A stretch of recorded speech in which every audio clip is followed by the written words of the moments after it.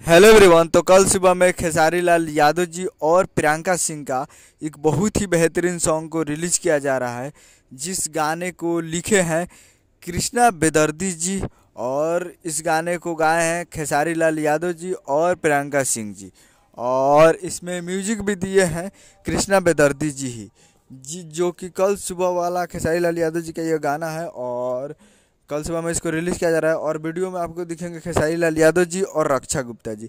Fit में है रक्षा गुप्ता जी। तो ये कल सुबह में रिलीज़ किया जा रहा है और ये एक मूवी का सॉन्ग है जिस मूवी का नाम है प्रेम की पुजारन। जी हाँ, जिस मूवी का नाम है प्रेम की पुजारन।